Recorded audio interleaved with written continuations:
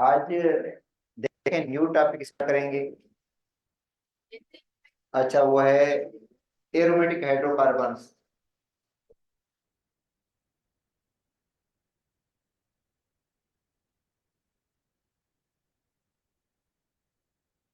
बेटा aromatic hydrocarbons को start करना है हमने।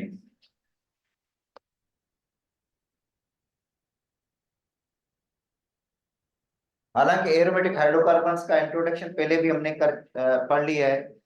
और ये भी पढ़ा है कि कौन से कंपाउंड्स एरोमेटिक होते हैं, इनकी क्या कंडीशंस हैं, एरोमेटिसिटी की क्या कंडीशंस हैं, वो पहले पढ़ी हैं। मगर दोबारा ये टॉपिक आ गया है। तो हमारी बुक में तो डायरेक्ट बेंजीन है, कंडीशन वगैरह नहीं है। मगर पंजाब की बुक में, फेडरल की बुक में ये थोड़ी कंडीशंस हैं। थोड़ा इसका इंट्रोडक्शन भी दिया गया है, तो थोड़ा वो इंट्रोडक्शन मैं पढ़ा लेता हूँ। उसके बाद आगे हम यही बेंजीन ही पढ़ेंगे जो हमारी बुक में ही है। ठीक है, तो देखें एरोमेटिक, आपको पता है कि एरोमेटिक ग्रीक वर्ड है।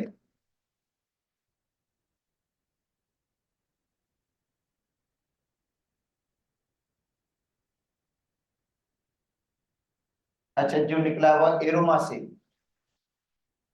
और एरोमा किसको कहते हैं? प्लीजेंट स्मेल को। मतलब एरोमेटिक वो होते हैं जिनकी प्लीजेंट स्मेल होती है। मगर ये तो शुरुआत की बात है। स्टार्टिंग में देखो, जब एरोमेटिक को दरियाफ्त किया गया था, तो ये ऐसे कंपाउंड थे जिनके अंदर प्लीजेंट स्मेल थी। और प्लीजेंट स्मेल की वजह से इनका नाम एरोमेटिक पड़ा था। हालांकि एरोमेटिक इनका जो नाम है वो स्ट्रक्चर की वजह से नहीं पड़ा था। भाई एरोमेटिक का मतलब स्ट्रक्चर वगैरह या प्लेनर होंगे या 4n+2 पाई इलेक्ट्रॉन्स होंगे, वही एरोमेटिक होंगे, ये बात नहीं थी। शुरुआत में यही बात थी कि भाई जो प्लीजेंट स्मेल वाले हैं वो एरोमेटिक है, और जिनके अंदर फेट है वो एलिफेटिक है। क्योंकि एलिफेटिक एलिफोर से निकला हो, जिसका मतलब फेट है, दूसरा एरोमेटिक था। अच्छा, बाद में ये सारी बातें खुली और पता चला कि कुछ ऐसे एरोमेटिक कंपाउंड्स हैं जिनकी प्लीजेंट सिमिल है ही नहीं, मगर वो एरोमेटिक की पूरी जो प्रॉपर्टीज है उन पर पूरा उतरते हैं, तो इसका मतलब वो भी एरोमेटिक है। हालांकि वो बातें नहीं है जो प्लीजेंट सिमिल हो, ये अगली नहीं है बातें। मगर एरोमेटिक की जो प्रॉपर्टीज हैं उन पर वो पूरा उतरते हैं, तो इसका मतलब वो भी क्या है? एरोमेटिक है। तो ये शुरुआत की बात है कि प्लीजेंट सिमिल वालों को एरोमेटिक कहा जाता था। तो aromatic compounds are related to benzene.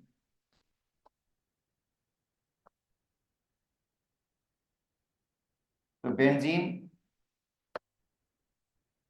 And its derivative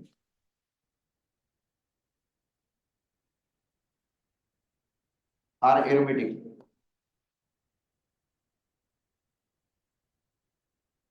देखो बेंजीन और बेंजीन के जो डेरिवेटिव होते हैं वो सबके सब क्या है? अच्छा, कंडीशंस दोबारा मैं बता देता हूँ।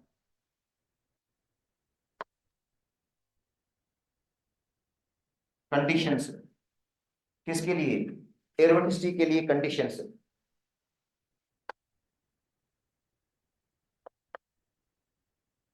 जो देखो एरोमेटिसिटी के लिए कंडीशंस क्या है? नंबर वन, पहली कंडीशन है कि वो क्या हो? साइक्लिक हो। अगर कंपाउंड साइक्लिक होगा तो वो एरोमेटिक होगा। मगर ये कंडीशन, एक कंडीशन पे हम एरोमेटिक को डिसाइड नहीं कर सकते कि सिर्फ रिंग की वजह से। साइक्लिक का मतलब है रिंग होनी चाहिए उसके अंदर। अच्छा, दूसरी बात, वो प्लेनर भी हो, प्लेनर ट्राइगोनल। और इनमें जो कार्बन हो वो sp2 हेबर्ड हो। देखो, प्लेनर ट्राइगोनल हो, प्लेनर ट्राइगोनल। और कार्बन sp2 हेबर्ड होना चाहिए उसके अंदर। कार्बन क्या होना चाहिए? sp2 हेबर्ड होना चाहिए उसके अंदर। नंबर टू, नंबर थ्री, उसके अंदर कंप्लीट कॉन्जुगेशन होनी चाहिए। मतलब एरोमेटिक के अंदर क्या होनी चाहिए? Complete conjugation. मतलब पाई हो बॉन्ड, फिर सिग्मा हो, फिर पाई हो, मतलब ऐसी कंडीशंस हो। जैसे बेंजीन के अंदर आपने देखा होगा, पाई होता है, फिर सिग्मा होता है, फिर पाई बॉन्ड होता है, फिर सिग्मा होता है, फिर pi bond.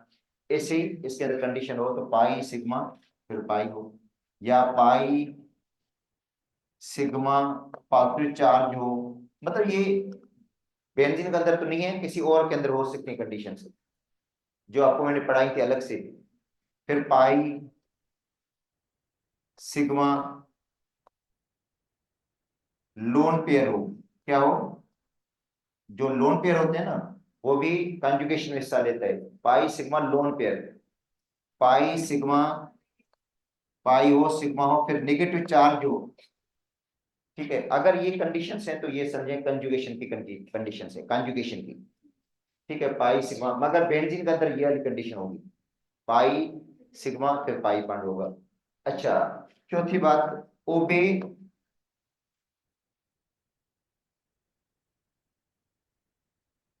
हक्कल rule, 4n+2 pi electrons हों उसके अंदर तो वो एरोमेटिक हो सकता है। अब एन की वैल्यू 0 भी रख सकते हो, 2, 1, 2, 3 एंड सो ऑन। जब एन की वैल्यू आप 0 पुट करेंगे इसके अंदर, देखो एन की वैल्यू आप 0 पुट करेंगे तो 4 को 0 से मल्टीप्लाई करेंगे, 0 हो जाएगा, +2, इसका मतलब है 2 पाई इलेक्ट्रॉन्स हों तो भी एरोमेटिक हो सकता है। जैसे आपको पढ़ाया था पहले मैंने आपको, साइक्लो प्रोपिनाइल केटाइन पढ़ा दिया था ना ये। अच्छा, अगर एन की वैल्यू 1 पुट कर देते हो, यहाँ पे एन की वैल्यू क्या पुट करते हो, 1 पुट कर देते हो तो क्या हो जाएगा, 6 पाई इलेक्ट्रॉन्स होने चाहिए उसके अंदर, जो बेंजीन के अंदर होते हैं। ठीक है। अच्छा, अगर एन की वैल्यू 2 पुट कर देंगे तो 4 को 2 से मल्टीप्लाई करेंगे 8 हो जाएगा, 2 ऐड करेंगे तो क्या हो जाएगा, 10, 10 पाई इलेक्ट्रॉन्स होनी चाहिए उसके अंदर। अगर एन की वैल्यू 3 पुट कर देते हैं तो 14 पाई इलेक्ट्रॉन्स होंगी, तब वो एरोमेटिक होगा। तो ये कंडीशंस हैं किसके लिए, एरोमेटिसिटी के लिए, कि भाई ये कंडीशंस है एरोमेटिसिटी के लिए। दोबारा ये समझिए, रिवाइज हो रहा है, पहले भी पढ़ा चुका हूं मैं आपको इंट्रोडक्शन के अंदर। अच्छा, अब आते हैं मोनोसाइक्लिक एरोमेटिक, जिनमें एक बेंजीन की रिंग होती है। देखो बेटा, मोनोसाइक्लिक एरोमेटिक,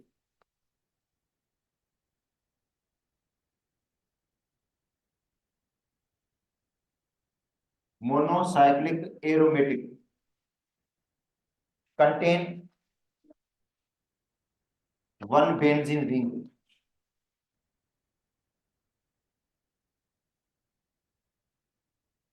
और बेंजीन की रिंग आपको पता है हेक्सागोनल होती है।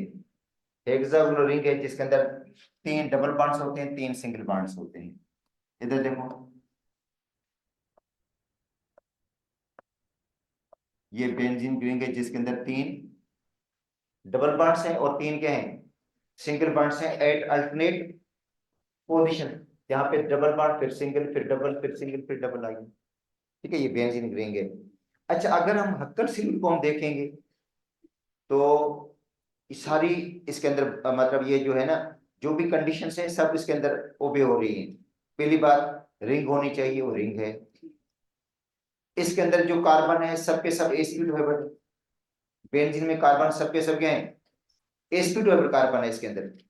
आगे में आपको स्ट्रक्चर पढ़ाऊंगा, बेंजीन का स्ट्रक्चर पढ़ाना है मुझे, तब भी बात ये होगी sp2 कार्बन है। ठीक है, प्लेनर है, प्लेनर ट्राइगोनल है, प्लेनर ट्राइगोनल है। अच्छा, उसके अंदर कंप्लीट कॉन्जुगेशन भी है। देखो कैसे, पाई बॉन्ड है, फिर सिग्मा आ गया, फिर पाई आ गया, फिर पाई, फिर पाई, मतलब कंप्लीट कॉन्जुगेशन है। और पाई इलेक्ट्रॉन्स कितने हैं, 6 पाई इलेक्ट्रॉन्स हैं। देखो, देखो ये पाई बॉन्ड है ना, इसमें 2 इलेक्ट्रॉन्स हैं। इस पाई बॉन्ड में भी कितने इलेक्ट्रॉन्स हैं, 2 हैं। इस पाई बॉन्ड में भी कितने इलेक्ट्रॉन्स हैं, 2 हैं। तो 6 पाई इलेक्ट्रॉन्स हैं। इसका मतलब है ये पूरा एरोमेटिक की कंडीशन पे पूरा उतरता है बेंजीन। ठीक है, या बेंजीन के जितने भी डेरिवेटिव होंगे जिनमें बेंजीन की रिंग होगी, वो सब के सब क्या होंगे, सब के सब एरोमेटिक हैं। तो ये देखो, ये बेंजीन हो गया। ठीक है, अब इसको ज्यादा डिटेल में इसलिए नहीं पढ़ा रहा हूँ क्योंकि आपको पहले सारी कंडीशंस पढ़ाई थी ना मैंने आपको इंट्रोडक्शन में। ओपन चेन और क्लोज चेन जब पढ़ा रहा था तब मैंने सारा आपको पढ़ा दिया था। तो ये दोबारा रिवीजन हो रही है उन बच्चों के लिए जो बाद में ज्वाइन किया उन्होंने। अच्छा देखो, ये बेंजीन और ये बेंजीन के डेरिवेटिव हैं। अच्छा देखो, बेंजीन में जो रिंग होते 3 पाई बॉन्ड्स हैं, ये क्या होते हैं, डीलोकलाइज्ड होते हैं। डी लोकलाइज्ड इलेक्ट्रॉन से, इसलिए इसको मैंने सर्किल लगा दिया, क्या कर दिया ये सर्किल, क्योंकि ये डीलोकलाइजेशन है इलेक्ट्रॉन्स की। ठीक है बेटा, ये सर्किल का मतलब क्या, delocalization of the pi electrons. अच्छा, बेंजीन में से हाइड्रोजन को निकालकर उसकी जगह हमने OH लगा दिया, तो इसको पढ़ते हैं फिनोल। तो फिनोल भी एरोमेटिक है, क्योंकि ये बेंजीन का डेरिवेटिव है, जिसमें से बेंजीन में से हाइड्रोजन को निकालकर और उसकी जगह पे OH ग्रुप लगाया गया। अच्छा, बेंजीन के अलावा और फिनोल के अलावा और देखो, NH2, एनिलीन,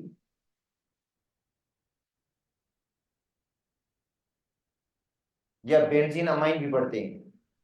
चलो उसके आयुर्वेदिक नेम वगैरह बाद में, इनके जो कॉमन नेम है, जो ज्यादा कॉमन है, ज्यादा मशहूर है, वो यही नाम है, एनिलीन।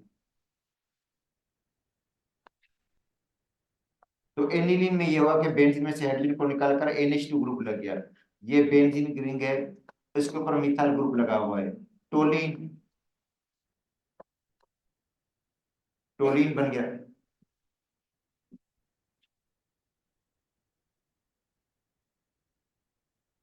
ये बेंजीन के COH ग्रुप लगाते हैं। अच्छा, अब देखो COH ग्रुप कहीं पे भी लगे, क्या होगा, बेंजीन गैस ही होगा। कहीं पे भी लगा दें ना, किसी भी हाइड्रोजन को निकाल कर उसकी जगह लगा दें, क्या बनेगा, बेंजोइक एसिड होगा।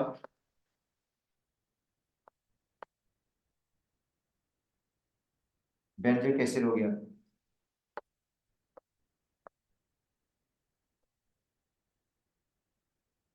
CHO लगा दें, बेंजल अल्डिहाइड हो जाएगा।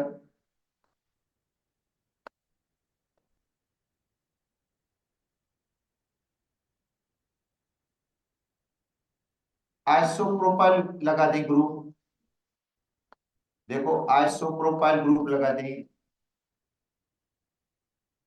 तो क्या पढ़ेंगे इसको, क्यूमीन।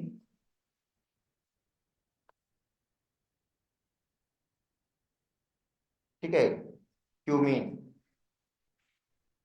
तो ये देखो मोनोसाइक्लिक एरोमेटिक है। मोनोसाइक्लिक एरोमेटिक का मतलब है इनमें एक बेंजीन रिंग है और ये एरोमेटिक है। ठीक है, अब आते हैं polycyclic aromatic.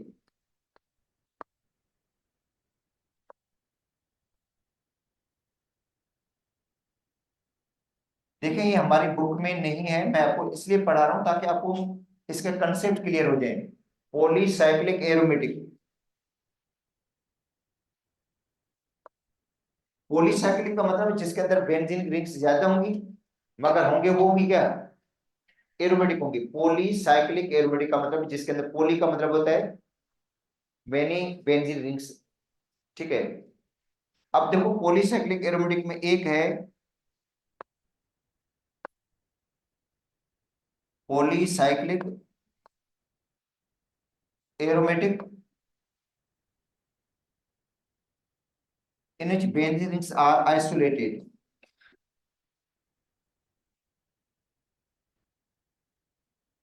Benzene rings are isolated, अलग अलग होंगी। बेंजीन रिंग्स क्या होंगी, अलग अलग बेंजीन रिंग्स होंगी। देखो ये मैं बना लेता हूं, जिसके अंदर बेंजीन रिंग्स क्या है, अलग अलग हैं। ये बेंजीन रिंग है और ये दूसरी बेंजीन की रिंग है, मगर दोनों रिंग्स क्या हैं, अलग अलग हैं। देखो ये भी हेक्सागोनल रिंग है, ये भी क्या है, हेक्सागोनल रिंग्स है, दोनों रिंग्स क्या हैं, अलग अलग हैं। तो इसको पढ़ते हैं बाइफिनाइल।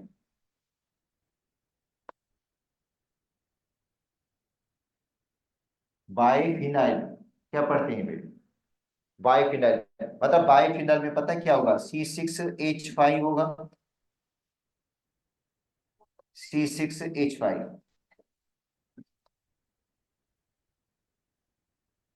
देखो बाइफिनाइल का फार्मूला क्या होगा, C6H5 फिर C6H5। ये भी बेंजीन रिंग है, ये भी है बेंजीन रिंग से आपस में जुड़ी हुई है, बाइफिनाइल। तो आइसोलेटेड है। अच्छा, अब देखो इसको, ये मीथेन है जिसमें से दो हाइड्रोजन निकल गई है।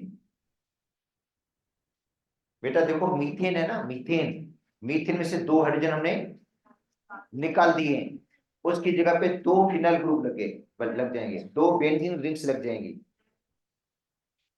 दो बेंजीन रिंग्स लग जाएंगी यहाँ पे।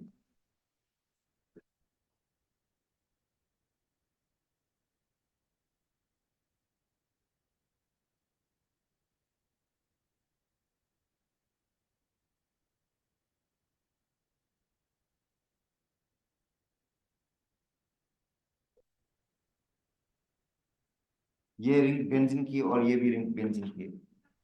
डाईफिनाइल, डाईफिनाइल इसको पढ़ते हैं डाईफिनाइल मीथेन। अगर क्वेश्चन आ जाता है डाईफिनाइल मीथेन तो ये भी एरोमेटिक है। अगर आ जाता है बाईफिनाइल तो वो भी क्या होगा, एरोमेटिक होगा। ठीक है, क्योंकि उनके अंदर बेंजीन रिंग्स क्या है, अलग अलग है। बेंजीन रिंग्स क्या है, आइसोलेटेड है। हालांकि उनके अंदर जो इलेक्ट्रॉन्स होंगे, इधर देखो, इसके अंदर 6 पाई इलेक्ट्रॉन्स, इसके अंदर भी क्या है, तो 12 पाई इलेक्ट्रॉन्स हो जाते हैं। कितने, हालांकि एरोमेटिक के लिए कितने होने चाहिए पाई इलेक्ट्रॉन्स, 10 होने चाहिए। भाई एरोमेटिक के लिए कंडीशन क्या है, कितने पाई इलेक्ट्रॉन्स हो, 10 पाई इलेक्ट्रॉन्स होना तो वो एरोमेटिक होता है। मगर ये 12 पाई इलेक्ट्रॉन से भी पी क्या है, ये एरोमेटिक है, क्योंकि इसके अंदर दो रिंग्स के अलग अलग है।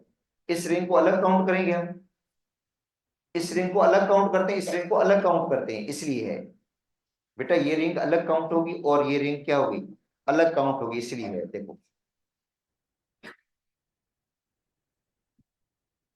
इसमें देखो दो रिंग्स क्या हैं, आइसोलेटेड हैं।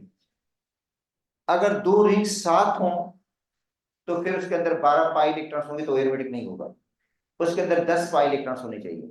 अगर दो रिंग्स जुड़ी हुई हैं, फ्यूज्ड हैं, अभी मैं पढ़ा रहा हूं देखो, दो रिंग्स या तीन रिंग्स जुड़ी हुई है ना, तो दो रिंग्स जुड़ी हुई है तो उसके अंदर पाई इलेक्ट्रॉन्स कितने होने चाहिए, 10। अगर तीन रिंग्स जुड़ी हुई है तो पाई इलेक्ट्रॉन कितने होने चाहिए, 14 अकॉर्डिंग टू हक्कल्स रूल। अच्छा तो ये इसका है B part, polycyclic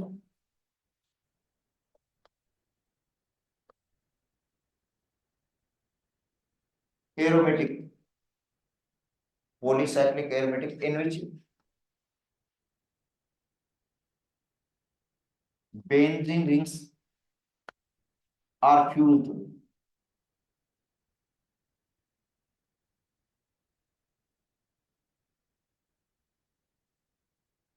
together। Benzene rings क्या होंगी, फ्यूज होंगी आपस में। इधर देखो, यहाँ पे देखो बेंजीन रिंग्स क्या है, आपस में फ्यूज हैं। ये जब इस तरह के बेंजीन फ्यूज हो आपस में तो फिर उसके अंदर पाई इलेक्ट्रॉन्स, दो रिंग्स है ना, कितने पाई इलेक्ट्रॉन्स होने चाहिए, 10 पाई इलेक्ट्रॉन्स इसके अंदर। देखो 10 होंगे इसके अंदर, ये पाई बांड है, ये पाई बांड, ये पाई बांड, इधर पाई बांड, यहाँ पे पाई बांड, ये हो गया नेपथलीन।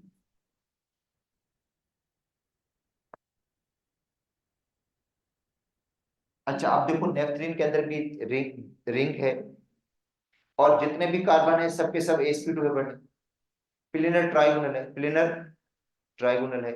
और इसके अंदर कंप्लीट कॉन्जुगेशन दिए, देखो कैसे, पाई है, फिर क्या है, फिर फिर सिग्मा, फिर पाई, फिर सिग्मा, फिर पाई, फिर सिग्मा, फिर पाई, फिर सिग्मा, फिर पाई। तो इसका मतलब इसके अंदर कंप्लीट कंप्लीट कॉन्जुगेशन भी है। और पाई इलेक्ट्रॉन्स कितने हैं, 14 पाई इलेक्ट्रॉन्स हैं। ओ सॉरी 14, 10 सॉरी 10 पाई, 5 पाई बॉन्ड्स हैं, तो 10 पाई इलेक्ट्रॉन्स हैं। ठीक है, 10 पाई इलेक्ट्रॉन्स इसके अंदर मौजूद हैं, तो ये एरोमेटिक है नेपथलीन, जिसके अंदर दो रिंग्स हैं। अब आते हैं तीन रिंग्स,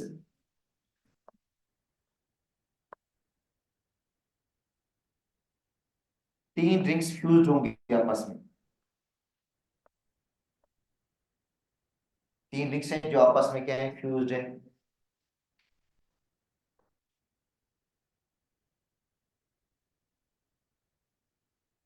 एंथ्रासीन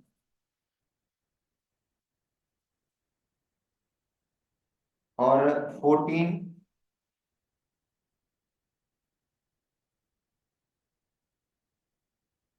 पाई इलेक्ट्रॉन्स है इसके अंदर।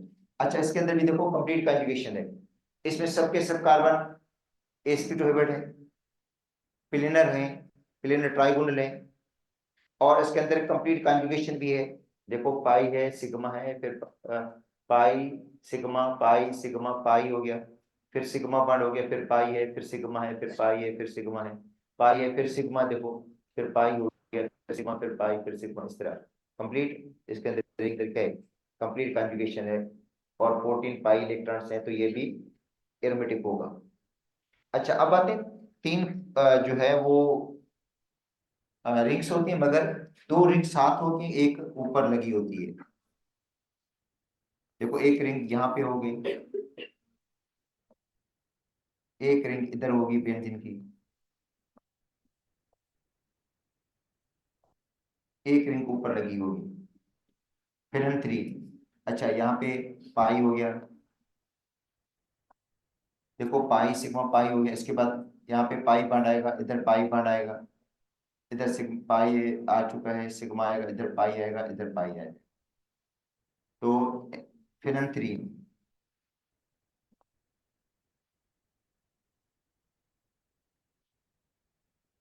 फिर हम थ्री जो है ये भी एरोमेटिक है, और इसके अंदर 14 पाई इलेक्ट्रॉन्स हैं। इसके अंदर भी देखोगे तो कंप्लीट क्या है, कंजुगेशन है, कार्बन सब sp2 हेबेट है, प्लेनर है, ठीक है, और रिंग्स भी हैं इसके अंदर, तो ये पॉलीसाइक्लिक एरोमेटिक कहलाएगा। तो ये हमारी बुक में नहीं था, ये फेडरल की बुक में, पंजाब की बुक में है, क्वेश्चन पूछा भी जा सकता है, ठीक है, कि ये एरोमेटिक है या नहीं है। अच्छा, अब हम पढ़ते हैं जो हमारी बुक में है, बेंजीन।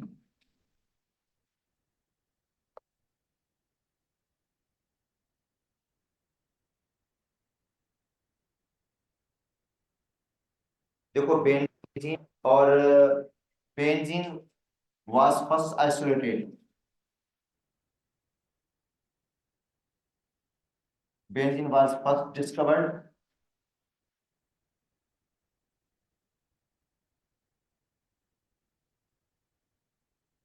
and isolated, पहले मरतबा इसको दरियाफ्त किया था और आइसोलेट किसने किया था, by Michael Faraday.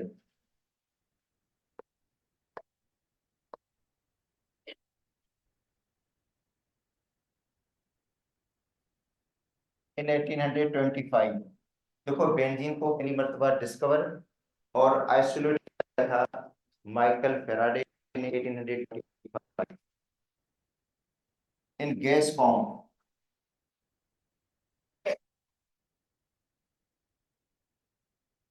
Bye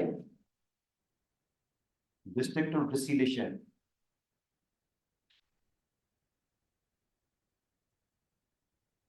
of vegetable oil.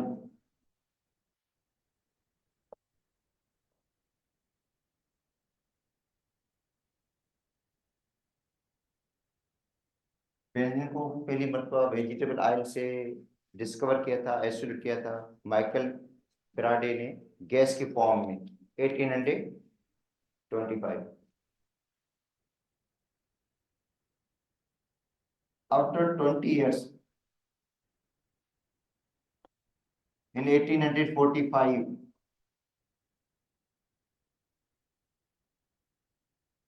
20 years 45 के अंदर हॉफमैन इसको ग्राफ किया था, हॉफमैन आइसोलेटेड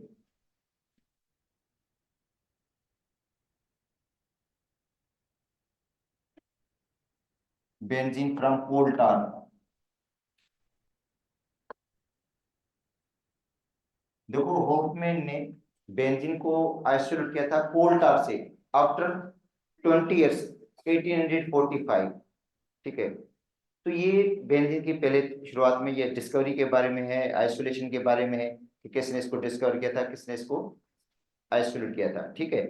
अच्छा, अब आते हैं structure of the benzene, benzene का स्ट्रक्चर, उसके बाद बेंजीन की फिजिकल प्रॉपर्टी भी पढ़ लेंगे। देखो हमारी बुक में बेंजीन की फिजिकल प्रॉपर्टीज दी गई है। बेंजीन कलरलेस लिक्विड है, बेंजीन क्या है, कलरलेस लिक्विड है, और जिसका मेल्टिंग पॉइंट 5.5 डिग्री सेंटीग्रेड है, और जो बॉइलिंग पॉइंट है वो 80 डिग्री सेंटीग्रेड है। ये बुक में लिखी हुई बातें हैं। देखो बेंजीन कलरलेस लिक्विड है और इससे ब्लड कैंसर भी होती है। बेंजीन से ब्लड कैंसर भी होती है। दूसरा इसका मेल्टिंग पॉइंट जो है वो 5.5 डिग्री सेंटीग्रेड है और बॉइलिंग पॉइंट इसका 80 डिग्री सेंटीग्रेड है। वाटर के अंदर इनसोल्युबल है, वाटर के अंदर, क्योंकि नॉन पोलर है। देखो बेंजीन इज नॉन पोलर, और नॉन पोलर में कौन सी फोर्स ऑफ अट्रैक्शन होती है? लंदन डिस्पर्शन फोर्स होगी, जो मॉलिक्यूल्स को क्या करेगी? होल्ड करके रखेगी। बेंजीन तो लिक्विड में है, मगर इसके अंदर जो मॉलिक्यूल्स के बीच में फोर्स है वो लंदन डिस्पर्शन फोर्स है, जो इनके मॉलिक्यूल्स को क्या करती है? होल्ड करके रखती है।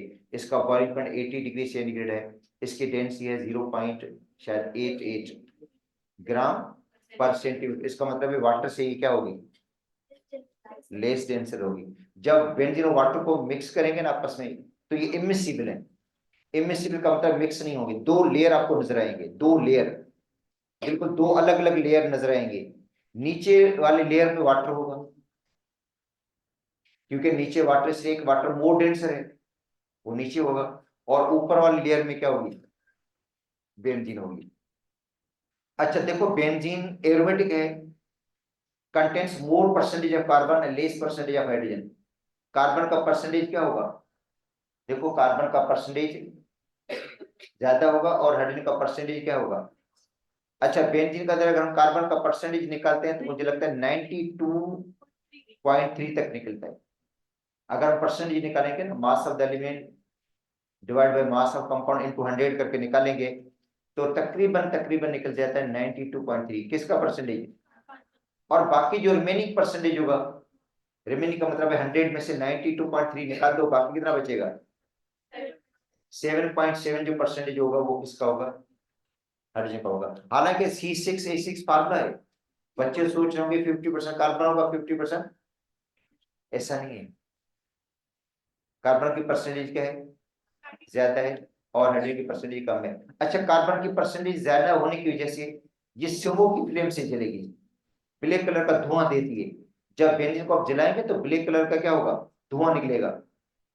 ठीक है, स्मोक की फ्लेम से जलती है because of high percentage of carbon. अगर क्वेश्चन आ जाता है भाई बेंजीन स्मोक की फ्लेम से जलती है, उसका रीजन क्या है, तो उसमें कार्बन की परसेंटेज ज्यादा होती है। ज्यादा कार्बन की परसेंट की वजह से स्मोक की फ्लेम से ये जलती है। ठीक है, और ये सोल्यूबल है किसके अंदर? ऑर्गेनिक सॉल्वेंट के अंदर या नॉन पोलर सॉल्वेंट के अंदर, जैसे टोलिन है या दूसरे और कोई नॉन पोलर सॉल्वेंट होगा, उसके अंदर ये क्या होगा? सोल्यूबल है। बाकी वाटर के अंदर क्या होगी? ये इनसोल्यूबल होगी। वाटर के अंदर इमिसिबल होगी, वाटर के साथ मिक्स नहीं होगी। ठीक है, तो ये इनकी प्रॉपर्टीज हैं जिनको मैंने आपको फिजिकल भी पढ़ा थी। मेल्टिंग पॉइंट याद कर लो, उसका बॉइलिंग पॉइंट याद कर लो। ठीक है, मेल्टिंग पॉइंट इसका लिखा हुआ है, बॉइलिंग पॉइंट इसका लिखा हुआ है, बुक में लिखा हुआ है ना सारी ये बातें। ठीक है, अब हम जो एम है वो है structure of the benzene, benzene का स्ट्रक्चर। अच्छा यहाँ हमारी किताब में सिर्फ इसकी मॉलिक्यूलर स्ट्रक्चर दिया गया है, ये जो है मॉलिक्यूलर ऑर्बिटल थ्योरी के, मगर इसका बेंजीन का जो स्ट्रक्चर है उस पर 30-35 साल डिबेट होती रही कि बेंजीन का स्ट्रक्चर आखिर किस तरह का होगा, क्योंकि बेंजीन को बहुत ज्यादा स्ट्रक्चर प्रोपोज किए गए थे। देखो मतलब स्ट्रक्चर प्रोपोज किए गए थे बेंजीन के, थोड़ा उनका डिस्कस कर लेते हैं, उसके बाद आगे हम जो हमारे बुक में स्ट्रक्चर है मॉलिक्यूलर स्ट्रक्चर वो हम पढ़ लेते हैं। तो अब आते हैं हम स्ट्रक्चर ऑफ द बेंजीन। देखो फिजिकल प्रॉपर्टीज मैंने आपको बता दी है, जो मैंने यहाँ पे लिखी नहीं है बता दी है, और ये आपको बुक में भी लिखी हुई है, ये लिख लेना जरूर, याद कर लेना बस। तो स्ट्रक्चर ऑफ बेंजीन, बेंजीन का स्ट्रक्चर देखो, पहली पॉइंट है empirical formula of benzene ACH। Empirical formula कहते हैं सिंपलेस्ट रेशियो को, तो सिंपलेस्ट रेशियो बेंजीन का क्या होगा? CH होगा। 1:1 में कार्बन और हाइड्रोजन का रेशियो क्या है? 1:1। अच्छा मॉलिक्यूलर मास ऑफ बेंजीन, ठीक है, और मॉलिक्यूलर मास कैसे निकलते हैं? वेपर डेंसिटी मल्टीप्लाइड बाय 2, जो वेपर डेंसिटी से निकाला गया है। देखो बेटा मॉलिक्यूलर मास होता है वेपर डेंसिटी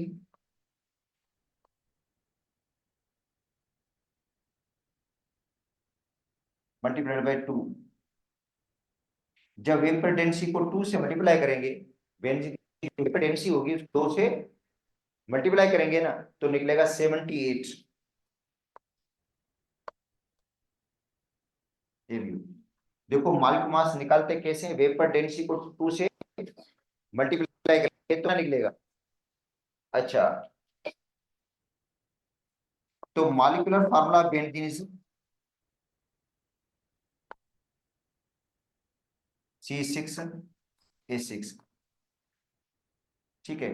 अच्छा, तो पहले बेंजीन का स्ट्रक्चर ओपन चेन स्ट्रक्चर बनाया गया, अल्कीन अल्काइन जैसा स्ट्रक्चर बनाया गया, मगर वो बेंजीन को सही रिप्रेजेंट नहीं कर रहा था।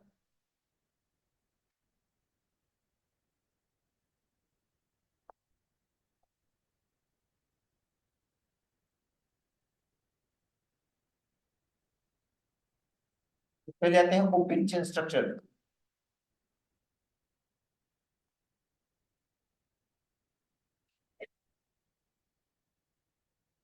अब बेंजीन रूल्ड आउट का मतलब है, मतलब बेंजीन का ओपन चेन स्ट्रक्चर पॉसिबल नहीं है। उसके रीजन देने हैं कि भाई पॉसिबल क्यों नहीं है, मतलब बेंजीन का जो ओपन चेन स्ट्रक्चर है वो पॉसिबल क्यों नहीं था, उसके क्या रीजन थे जिनकी वजह से वो स्ट्रक्चर रिजेक्ट हो गया बेंजीन का। देखो, एक तो ये स्ट्रक्चर बेंजीन का हो सकता है, मॉलिक्यूलर फार्मूला देखो, बेंजीन का C6 है A6, उसके मुताबिक ये स्ट्रक्चर भी बेंजीन का पॉसिबल है, मगर ये होगा नहीं।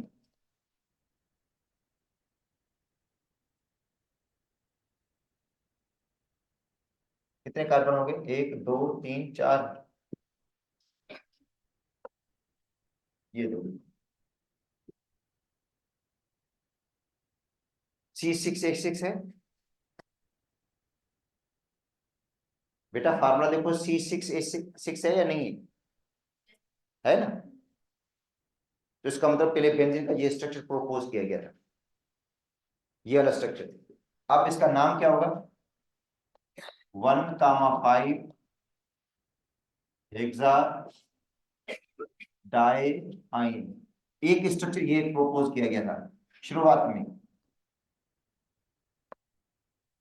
अच्छा, दूसरा स्ट्रक्चर ये प्रोपोज किया गया था, ये वाला स्ट्रक्चर। अब इसका भी देखो, मॉलिक्यूलर फार्मूला कौन सा है, कौन सा है, C6H6 है। तो इसको हम कहेंगे हेक्सा 1,5 डाइइन 3 आइन। अच्छा, मगर ये स्ट्रक्चर रिजेक्ट क्यों हुआ, रिजेक्ट इसलिए हुआ, रिजेक्ट होने के रीजन क्या थे, ये ओपन चेन अल्कीन और अल्काइन है, अनसेचुरेटेड है, ये क्या है, अनसेचुरेटेड है। आपको सबको पता है कि अनसेचुरेटेड जो अल्कीन और अल्काइन है वो केमिकल को क्या कर देते हैं, डीकलराइज। देखो, open chain alkyne and alkyne decolourise chemical, but benzene is stable towards chemical, benzene chemical को डीकलराइज नहीं करती। देखो, open chain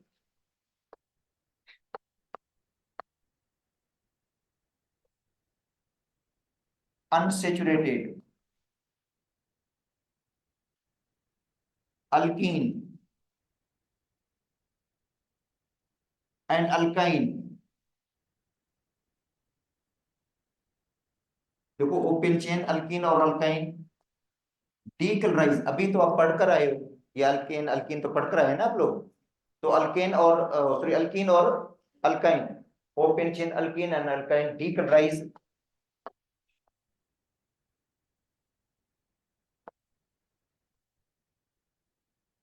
chemical, but benzene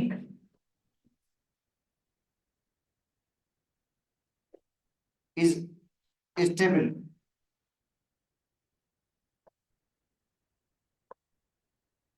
towards chemical. एक बात ये होगी जिसकी वजह से ये स्ट्रक्चर रिजेक्ट हो गया बेंजीन का। दूसरा रीजन स्ट्रक्चर रिजेक्ट होने का, देखो दूसरा रीजन स्ट्रक्चर रिजेक्ट होने का, कि भाई स्ट्रक्चर ये क्यों रिजेक्ट हुआ, दूसरा इसका रीजन, दूसरा रीजन ये है कि इनके अंदर जब हम हाइड्रोजन ऐड करेंगे, हाइड्रोजन ऐड करेंगे तो 4 मोल हाइड्रोजन ऐड होंगे इसके अंदर। कैसे? यहाँ पे 2 पाई बॉन्ड, 2 पाई बॉन्ड टूटेंगे, सिग्मा बॉन्ड कितने बनेंगे? 4। यहाँ पे 2 पाई बॉन्ड टूटेंगे, सिग्मा बॉन्ड कितने बनेंगे? तो 4 मोल हाइड्रोजन ऐड होंगे इसके अंदर। कितने मोल ऐड होंगे हाइड्रोजन के? 4 मोल हाइड्रोजन के ऐड होंगे। अगर इसके अंदर हम एडिशन ऑफ हाइड्रोजन करें तो हाइड्रोजन गैस के कितने मोल ऐड होंगे? 4 मोल। इसके अंदर नहीं, दो, ये पाई बॉन्ड एक, एक ये पाई बॉन्ड दो, दो बीच के बॉन्ड है ना, कितने पाई बॉन्ड हो गए? तो इसके अंदर भी कितने मोल हाइड्रोजन ऐड होंगे? 4 मोल ऐड होंगे। देखो भाई, एक पाई बॉन्ड ये हो गया, पाई बॉन्ड है ना, एक पाई बॉन्ड यहाँ पे हो गया, 2 पाई बॉन्ड ये हो गए, 4 पाई बॉन्ड का मतलब है 4 मोल हाइड्रोजन के ऐड होंगे। मगर बेंजीन के अंदर कितने मोल हाइड्रोजन ऐड होते हैं? 3। मतलब इंडिकेट करता है बेंजीन में 3 पाई बॉन्ड्स हैं। देखो ओपन चेन अल्कीन और अल्काइन के अंदर पाई बॉन्ड्स कितने हैं? 4 पाई बॉन्ड्स हैं। तो कितने मोल हाइड्रोजन ऐड होंगे? 4 मोल। कितने मोल? बेंजीन में कितने मोल ऐड होते हैं? 3 मोल, जो इंडिकेट करता है बेंजीन में 3 पाई बॉन्ड्स हैं। इसके अंदर कितने पाई बॉन्ड हैं? 4 हैं। तो इसका मतलब स्ट्रक्चर बेंजीन का इन जैसा नहीं हो सकता, क्योंकि बेंजीन के अंदर 3 पाई बॉन्ड्स होते हैं, इनके अंदर 4 पाई बॉन्ड्स हैं। बेंजीन के अंदर 3 मोल हाइड्रोजन ऐड होते हैं, इनके अंदर कितने ऐड होंगे? 4। ठीक है, तो इसका मतलब है स्ट्रक्चर बेंजीन का ओपन चेन अल्कीन अल्काइन जैसा नहीं हो सकता। एक बात यह कि इसके अंदर 4 मोल हाइड्रोजन ऐड होते हैं, जबकि बेंजीन के अंदर 3 मोल हाइड्रोजन ऐड होते हैं। फर्क एक ये हो गया। दूसरा फर्क ये कि अगर ओपन चेन अल्कीन अल्काइन जैसा स्ट्रक्चर होगा तो ये क्या करेगा? केमिनोफोर क्या करेगा? डीकलराइज करेगा, जबकि बेंजीन, बेंजीन क्या है? स्टेबल टुवर्ड्स केमिनोफोर। ये भी ये नोट करना है, बेंजीन स्टेबल टुवर्ड्स केमिनोफोर। बेंजीन केमिनोफोर को डीकलराइज नहीं करेगा। ठीक है, इसका मतलब बेंजीन जो होगी वो ऑक्सीडाइज नहीं होगी केमिनोफोर से, ऑक्सीडाइज नहीं होती है ना, ये ऑक्सीडाइज हो जाते हैं। ये क्या हो जाते हैं? ये ऑक्सीडाइज होते हैं बेंजीन से, केमिनोफोर से। ये कंपाउंड केमिनोफोर से ऑक्सीडाइज होंगे, मगर बेंजीन केमिनोफोर से ऑक्सीडाइज नहीं होगी, बेंजीन स्टेबल है। जब इनके अंदर हम हाइड्रोजन ऐड करेंगे तो कितने मोल ऐड होंगे हाइड्रोजन के? कितने मोल ऐड होंगे? 4 मोल। बेंजीन में कितने मोल ऐड होते हैं? इसका मतलब बेंजीन के अंदर 3 पाई बॉन्ड्स की निशानदेही होती है, इनके अंदर 4 पाई बॉन्ड्स हैं। कितने हैं? 4 ही पाई बॉन्ड्स हैं। तो इसका मतलब बेंजीन का structure open chain alkyne alkyne जैसा नहीं हो सकता। थोड़ा डिस्कस कल भी कर लेंगे इसको, कल पढ़ लेंगे। जी जी बेटा, वेपर्स जो होते हैं ना, वेपर्स, क्योंकि लिक्विड आपको होता है वेपराइज हो जाता है, वेपराइज होता है ना, वेपर्स में तब्दील हो जाता है। और वेपर्स की जो डेंसिटी बनती है ना वेपर्स की, मतलब उसकी कंसंट्रेशन कहते हैं वेपर्स की, उसको हम कहते हैं वेपर डेंसिटी। क्योंकि पुराना तरीका है मालिक्यूल मास निकालने का, वेपर डेंसिटी मल्टीप्लाइड बाय